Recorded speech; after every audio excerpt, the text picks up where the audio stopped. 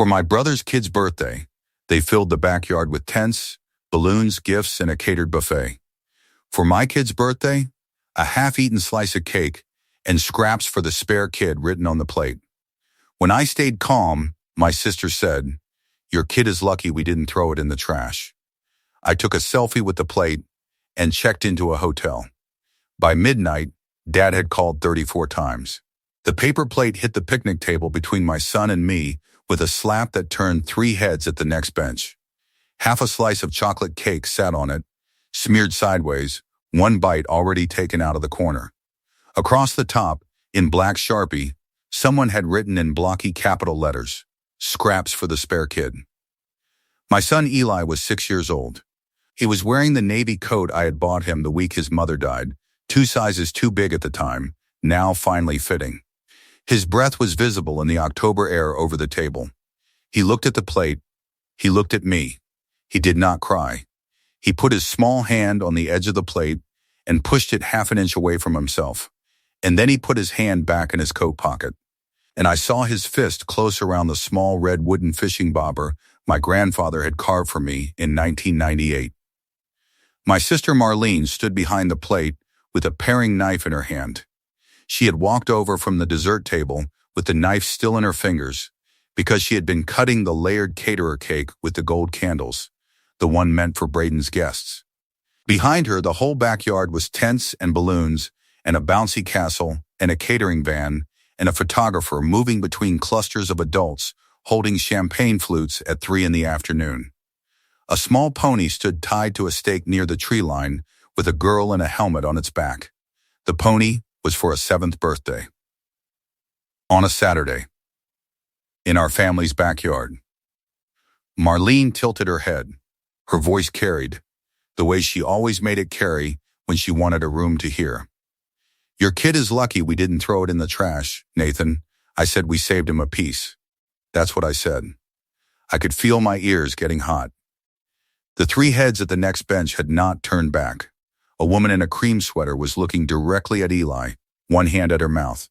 My father Curtis was 30 feet away by the propane heater, talking to a man in a tan blazer, and his eyes flicked to us for 1 second and then flicked away. My mother Yvonne had her back to us on purpose. My brother Trent was inside the tent laughing with 2 of his investors, one of them a woman in a black wool coat holding a folder. I looked at the plate again. I took out my phone.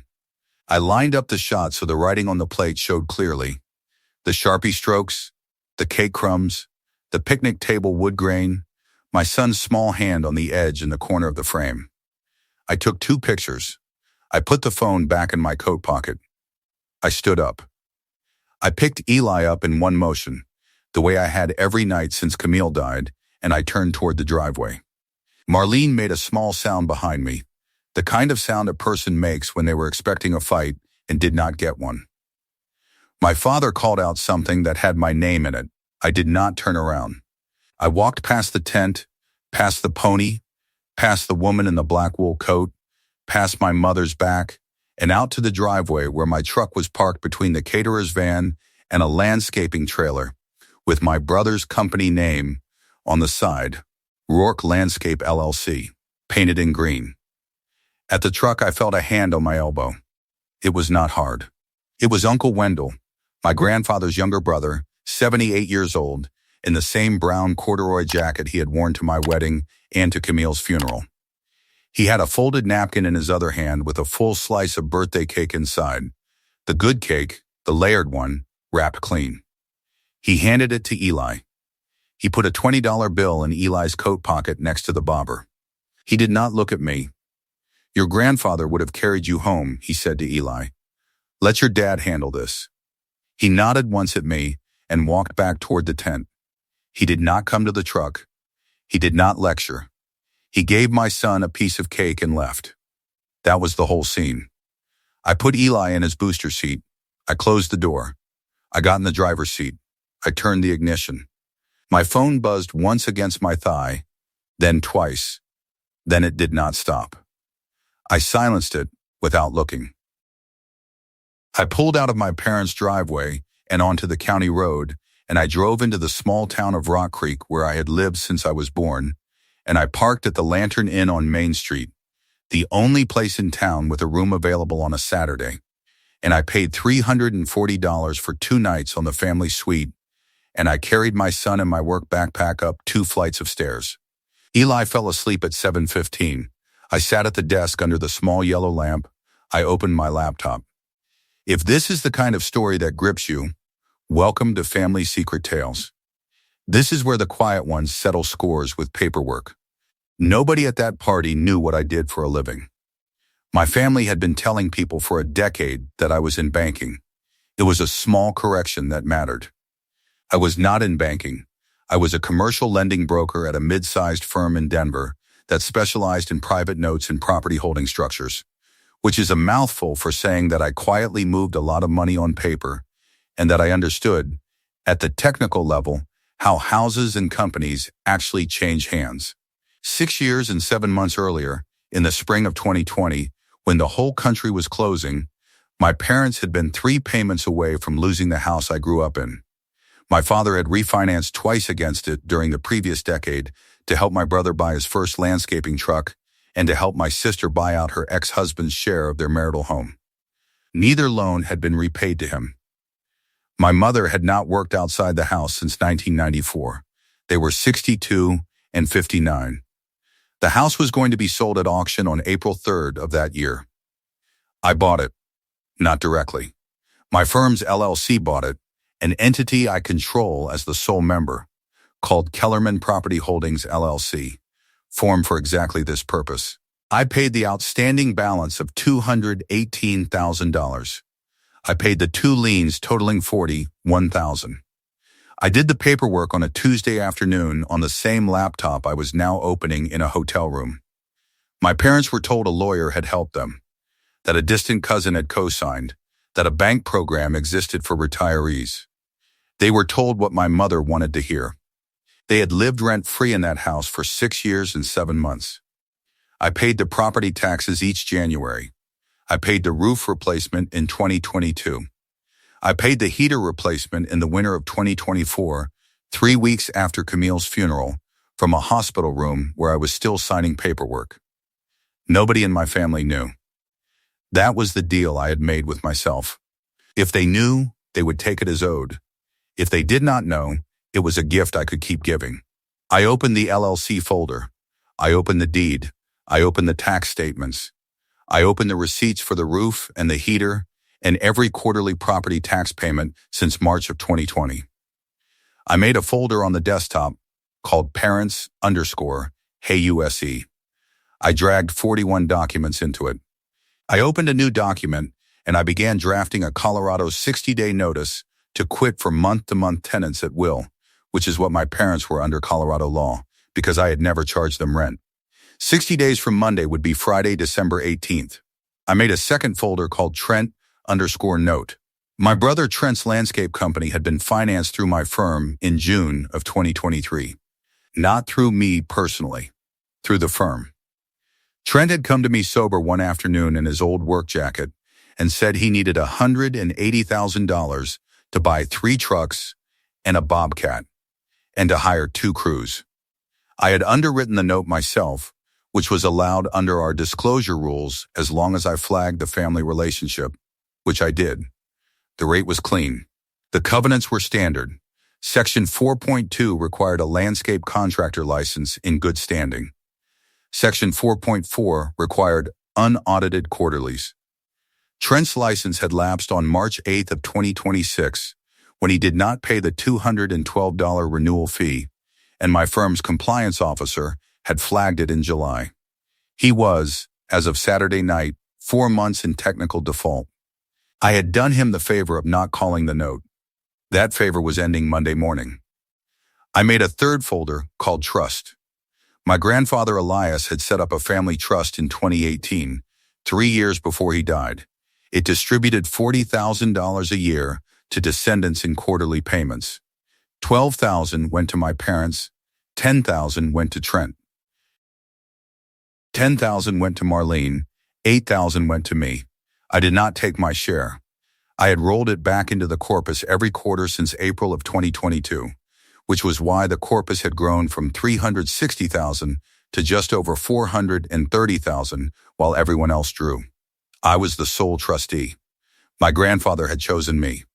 He had put a clause in Article 7 that gave the trustee sole discretion to suspend distributions if a beneficiary's conduct toward another beneficiary was, and I quote him from a document he had drafted with a plain English attorney in the town where he had lived, unbecoming of the family my Sarah and I built.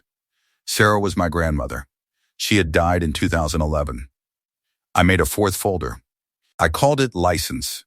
I began drafting the complaint to the Colorado Department of Regulatory Agencies, Contractor Licensing Board, citing Trent's expired license, the 4 active job sites he was currently operating on, which I had pulled from his public bid postings, and the specific municipal permits he had signed at Denver Public Works in April of 2026, which had required an active license he did not have. That was not a technical filing. That was fraud on a municipal document. That would be a full board review. At 2:11 in the morning, I closed the laptop. My phone showed 34 missed calls from my father, 17 from my mother, 12 from Marlene, and 41 text messages from various family and family-adjacent numbers. I did not open a single one. I put my son's coat on the chair beside my bed. The red wooden bobber fell out of the pocket and rolled onto the carpet. I picked it up. I sat on the edge of the bed for a long time holding it. The bobber was carved from a piece of birch. My grandfather had made it for me on the pier at Bear Lake in July of 1998 when I was 10. We had been sitting at the end of the pier for 2 hours, and I had caught nothing, and I had started to fold up in the way boys fold up when they think they have failed. Grandpa took his knife out of his back pocket and cut a piece of birch from the branch I had been using as a fishing pole. He carved it into a small round bobber the size of a walnut. He painted it that same evening in his kitchen with the red model paint from a shelf above his workbench. He handed it to me the next morning and he said, "Nate, measure a man by who he shows up for when nobody's watching, and by how he keeps his mouth shut about it. You're going to be one of those men. Don't let anybody make the small ones feel small." I had kept it in a drawer for 26 years. When Camille died and Eli started asking questions I could not answer, I gave it to him. He carried it everywhere. He had it in his coat pocket at the birthday party. He had it in his coat pocket when Marlene put the plate in front of him. I put the bobber on the desk next to the laptop. I went to sleep. Sunday morning I called Ann Reyes, my firm's senior paralegal, at 7. Ann is 52 years old, has worked at my firm for 19 years, and had liked Camille the one time they met at a firm holiday party in 2019. Ann did not ask me why I was calling on a Sunday. She said, "Send me what you have, and I'll be at the office by 9. I sent her the 4 folders. At 10:15, she called me back. She said, "Nathan, this is all clean. The eviction notice is standard. The balloon call on Trent's note is within your firm's authority as note holder given the covenant default. The trust suspension is within your discretion as trustee. The licensing complaint is a filing your firm cannot make, but which you can make personally as a Colorado citizen with direct knowledge. I can have all of this ready to sign Monday at 8. I said, "Do it." She said, "The process server at your parents' house, when do you want service?" I said, "Tuesday morning, 9 o'clock. "So they see the truck," she said. "Understood." I fed Eli waffles from a paper bag at the desk and told him we would go home to our own house that afternoon. He asked if he could keep the piece of cake Uncle Wendell had wrapped in the napkin. I said yes. He put it in the mini fridge next to a bottle of orange juice. He asked if the party was over now. I said yes. He asked if we would go back. I said no. He was quiet for a long minute. Then he took the bobber off the desk and put it back in his coat pocket. He asked me if he had done something wrong. I sat on the floor of the hotel room next to his bed and I told him no. I told him he had done nothing wrong. I told him that some grown-ups had done something wrong and that grown-ups are supposed to fix what they break, and that I was going to help these particular grown-ups understand that. He asked if I was going to yell. I said no. I said I do not yell. I said I signed papers. He thought about that for a while. Then he asked if we could get pancakes on the way home in the morning. I said yes. Monday morning at 8:10, I sat in Ann's office and signed 9 documents. Ann notarized 4 of them. The Colorado 60-day notice to quit for my parents. The balloon call on the Roark Landscape LC note, effective immediately, payable in 30 days. The trust distribution suspension notice, to be sent by certified mail to all 4 beneficiaries. The contractor board complaint, to be filed electronically that afternoon. And a plate photograph, time-stamped, that I asked Ann to email to 2 people. The first was Mrs. Doreen Halverson, my mother's friend from Grace Chapel Church, and the current chair of the church's family committee. The second was Reverend Paul Delaney, my father's fishing buddy of 30 years, who had baptized Eli. That was the whole social layer. 2 emails, no group chat, no public post. 2 adults my parents actually cared about, receiving 1 photograph each, with the caption, "Marlene wrote this on my son's plate at Braden's birthday party on Saturday. I do not want an apology. I want you to know." By 9 that morning, before I had left the office, the front desk called up and said my father Curtis was in the lobby.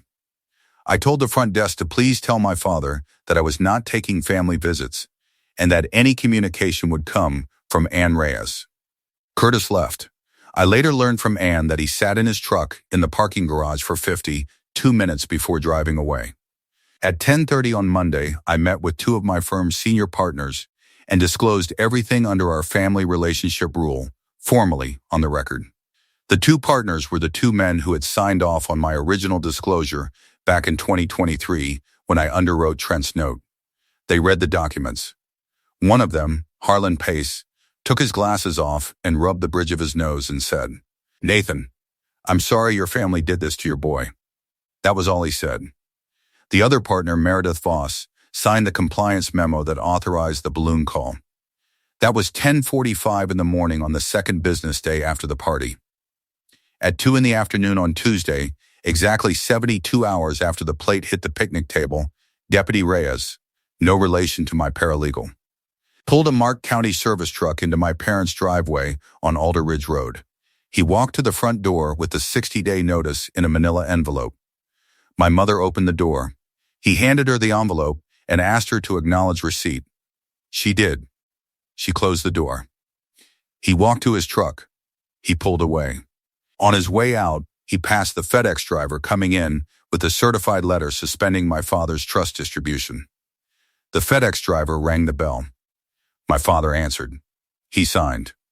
That was Tuesday between 2:12 and 2:19 p.m. 7 minutes. That night, Marlene called me 23 times in a row from 6:30 to 7:45. I did not answer. At 7:47, she sent a text that read, and I am quoting it exactly, "You are going to homeless a 68-year-old man because your kid didn't get cake. I always knew what you really were." I took a screenshot. I sent the screenshot to Ann. I put my phone face down on the counter, and I made Eli spaghetti. On Wednesday morning at 6 a.m., my brother Trent posted a video on his company's Instagram account of himself standing in front of his 3 trucks with the caption grinding, "No days off, family business, on to the next." He had 1,100 followers, most of them local. At 9 a.m., the post was up. At 10:12 a.m., the balloon call letter was delivered to his office by hand by a courier my firm keeps on retainer. At 10:38, the Colorado contractor licensing complaint was filed electronically. At 11:15, the 2 crews Trent had hired for that day showed up at a residential job on Willow Bend and found the driveway blocked by a repossession flatbed from Mile High Fleet Recovery, which held the primary lien on the 3 trucks and the Bobcat. Because those pieces of equipment had been collateral for the note my firm now called. The trucks were on the flatbed by 12:30. Trent got there at 12:40. The video I saw later, taken by a neighbor from an upstairs window, showed my brother standing in the middle of a residential driveway with his hands on his hips, then his hands on the top of his head, then his hands hanging at his sides. His mouth was open and his shoulders were up around his ears. He stared at the flatbed for a long time. He tried to call somebody. He looked at the phone. He put the phone in his back pocket. He walked to his personal pickup and he sat in the driver's seat with the door open for 4 full minutes. He did not put the key in the ignition. He did not turn the phone back on. He put his hands on the steering wheel, and he did not move them. Then he closed the door. The flatbed driver leaned out of his window and gave a small wave. Trent did not wave back. That was Wednesday. Family Secret Tales is where the quiet endings live. Subscribe if this reached you. The party had a second layer, and nobody at the picnic table on Saturday afternoon had seen it clearly, including me. The reason my parents pushed me so hard to come to Braden's birthday on Saturday, the reason my sister had a plate pre-written before I arrived, the reason the woman in the black wool coat with the folder was standing next to my brother inside the tent was not favoritism. Favoritism is what I had believed for 38 years. Favoritism was the story of my life. The truth was smaller and worse. 2 months before the party, on August 14th, Trent had asked me to co-sign a $400,000 expansion loan for his second business, a hardscape and outdoor kitchen contracting arm he was launching with a partner. He had come to my office in Denver. He had sat across from me in the same chair Ann had sat in Sunday morning. He had said the loan required a personal guarantee from someone with a net worth over $1.5 million, and mine was, and his was not. He had said it would be for 2 years. He had said I would be off the paper as soon as the second business had its own revenue history. He had said, "Come on, Nate, it's family. We do this for each other." I had said no. I had said no calmly. I had said, "Trent, I love you." And my answer is no. My net worth belongs to my son. Trent had left angry. He had told my father that afternoon. My father had told my mother. My mother had told Marlene. By the following weekend, the four of them had agreed on something without telling me and something without telling Eli. The $400,000 loan had a second option. It could be closed with a smaller personal guarantee if the loan officer saw a signed letter of investor interest from 3 parties with liquid assets over $500,000. My brother had spent 6 weeks lining up 3 investors. The woman in the black wool coat with the folder was one of them. The man in the tan blazer my father had been talking to was another. The third was inside the tent watching my nephew open presents. My brother had told all 3 of them that his family was successful, close, prosperous, and united. The 7th birthday party was the show. My parents' role was to be the proud grandparents in the successful family. Marlene's role was to keep me and my son separated from the tent so that no investor would ask the wrong questions. The plate was insurance.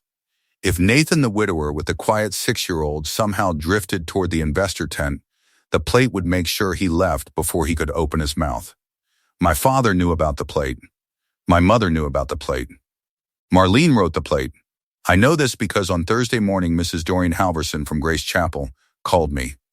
She said my mother had confessed to her the night before, weeping in a church parking lot at 9 p.m., that the plate had been Marlene's idea, but that she and my father had agreed to it on Friday night.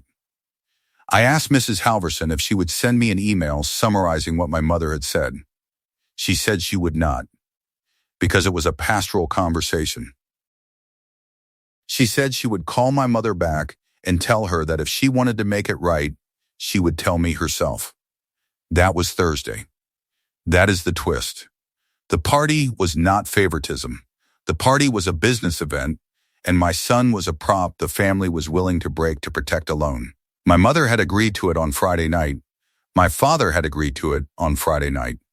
My sister had written it on Saturday morning, and they had done it in front of a woman in a cream sweater at the next bench who had no idea what she was watching, and in front of Uncle Wendell, who did. Thursday afternoon, my mother came to my office. She did not call ahead. Ann showed her in. She was wearing the same wool coat she had worn to Camille's funeral. She sat in the chair. She did not look at me for the first 30 seconds. When she looked up, her eyes were red and her mouth was set in the way I had seen her set it my whole life when she was about to explain something. She said, "Nathan, we didn't think it would go this far." I did not answer. She said, "Your father is 68. Where is he supposed to go?" I did not answer. She said, "Please, honey. The trust is what we live on now. Trent's going to lose the house on Cedar Ridge. Marlene's kids. Your father is not sleeping." I opened the folder on my desk. I turned it around so she could see the plate photograph. I said one thing. I said, "Mom, read what my sister wrote on my son's plate, and then tell me again what my father is not sleeping about." She looked at the photograph for a long time. Her hand went up to her collarbone and stayed there. Her breath went shallow, the way it had gone shallow at Camille's grave. She did not say anything for 2 full minutes. Then she stood up, and she put the folder back on my desk facing me, and she walked out of my office without another word. That was Thursday. By the following Monday, 6 days later, 3 things had happened. Marlene's Facebook post about the sweetest birthday for the sweetest boy had been quietly deleted after her comment section filled up with 2 neutral questions from a mutual family friend, Mrs. Halverson's daughter-in-law, that she could not answer without making it worse. The 2 questions read, 1. Did every child get cake? And 2. Where was Nathan and Eli in these pictures? There were no likes on the questions. There were 17 likes on the post before it came down. Reverend Delaney had called my father Wednesday night and had a long conversation on the front porch of my father's house on Alder Ridge Road, sitting in the 2 folding camp chairs my father kept for fishing trips. Neither of them told anyone else what was said. My father did not go to Grace Chapel that Sunday for the first time in 19 years. Mrs. Halverson removed my mother's name from the church family committee roster on Thursday morning, without a vote and without an announcement. My mother had packed 1 suitcase and 1 duffel bag on Friday afternoon and had driven her Buick 3 hours west to Grand Junction and had moved into her sister Eileen's guest room, and she had not returned to the house on Alder Ridge Road. My father found the note she left on the kitchen counter. He did not tell anyone what was in it. The financial layer was Wednesday. The social layer was that Monday. The emotional layer came on a Thursday evening 2 weeks after service. I drove past the house on Alder Ridge Road at 7 p.m. because Eli had left his soccer bag at his cousin's the previous weekend, and I was picking it up from the neighbor. My father was sitting on the front porch. He had a coffee mug in one hand that was trembling in a way I had never seen my father's hand tremble. He had the manila envelope from Deputy Reyes on his knee, still unopened at the fold, though he had signed for it 18 days earlier. He was staring at the strip of blue painter's tape the deputy had used to secure the notice to the door, which had not been peeled off yet, because peeling it off would have meant deciding what came next. He did not see my truck. I did not stop. I kept driving. That image sat in me for 3 days. It is still sitting in me now. 3 weeks and 1 day after the party, on a Friday afternoon at 4:15 p.m., Trent walked into my office. He did not have an appointment. Anne told me on the intercom. I told her to send him in. He came in wearing the same work jacket he had worn to the party. He had a manila envelope of his own. He put it on my desk. He said, "It's a letter from Mom. She wrote it herself. And there's $2,400 in cash in there. It's what I could pull together. Please, Nate, just restart the note. Give me 90 days. I'll figure the rest." I did not open the envelope. I did not push it back. I opened my own drawer. I took out a certified copy of the Colorado Contractor Licensing Board decision, dated the previous Tuesday, which had suspended his license for 18 months and had referred the Denver Public Works permit signatures to the district attorney's office for a fraud review. I put it in the middle of the desk between us. I did not say anything. Trent read it. His hands went to the top of his head, then to the back of his neck, then he sat down hard in the chair. He stared at the paper for a long minute. Then he stood up. He picked up his envelope. He walked to the door. He turned at the door and he said, "You're going to regret this." I looked at him. I said nothing. He left. That was the last time my brother has been in a room with me.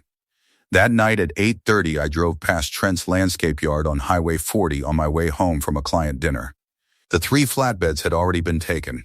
The Bobcat was gone. The 2 crew trucks he had bought after the loan closed had been repossessed the previous week by their own lender when Trent missed a payment. The gravel lot had 1 vehicle in it, his personal pickup, and 1 motion sensor floodlight over the office door that kept turning on for nothing and turning off again in the wind. Nothing moved for it to catch. The lot was empty. The floodlight kept blinking on for ghosts. At the same time, on the other side of town, my kitchen light was on. Eli was at the counter with a workbook open, adding 2-digit numbers with a yellow pencil, his tongue at the corner of his mouth the way Camille's tongue used to go when she concentrated. The red wooden bobber my grandfather had carved in 1998 was sitting on the counter next to his pencil. Morning was 5 hours away. I would pour cereal for him. I would drive him to school. I would come home to a house whose mortgage I paid, in a town where a piece of blue painter's tape was still on a door on Alder Ridge Road, in a family where nobody was texting me anymore. I almost called my mother the second week. I almost called her 3 times. The last time I almost called her, I was standing in the driveway of my house watching Eli chase a squirrel across the leaves, and I looked at his coat pocket, and I saw the small round shape of the bobber pressing against the fabric, and I put the phone back in my pocket instead. I almost sent Trent a lifeline in the 3rd week when Ann told me his second business partner had walked away and the $400,000 loan had never closed.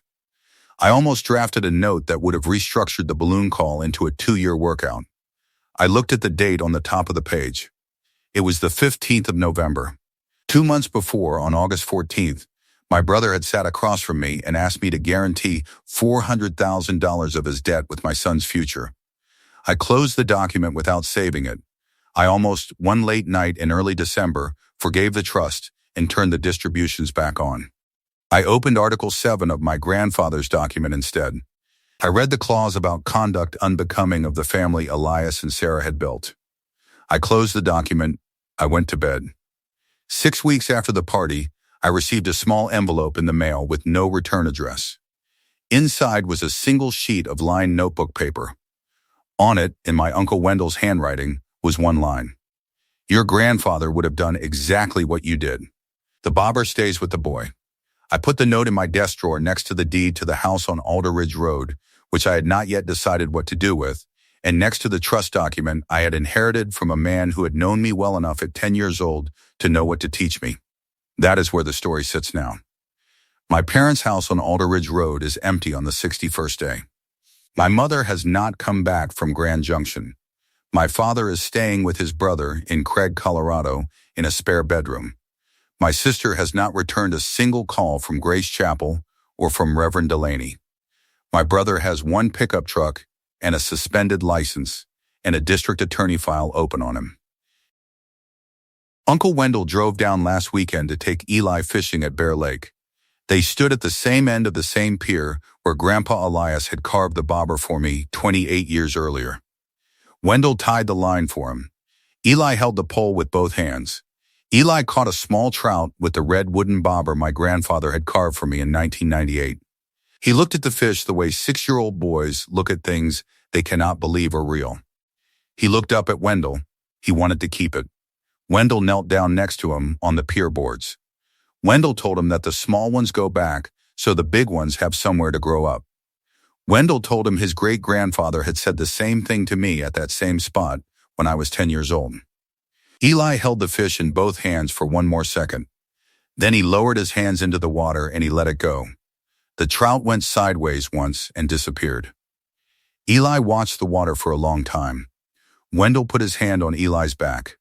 That is the whole ending. Family Secret Tales tells the ones that end quietly, with a plate photograph in a folder and a fishing bobber in a boy's coat pocket. Subscribe, comment if you would have done the same. There is another one coming Sunday.